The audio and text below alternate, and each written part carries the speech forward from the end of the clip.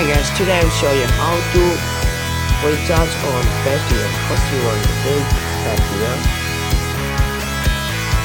Then if you don't have a new Paytm account, just create it.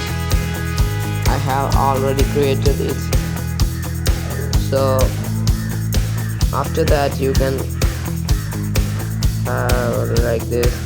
You can click on mobile prepaid and you can write your mobile number.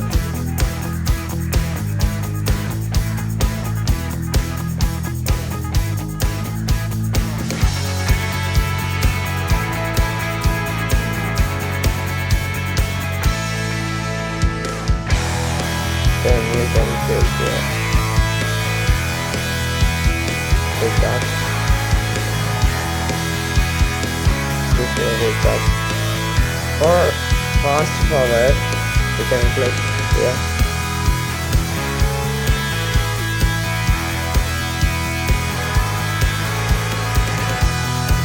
So you can click on, if you have any promo code you can click here also. Then proceed to pay.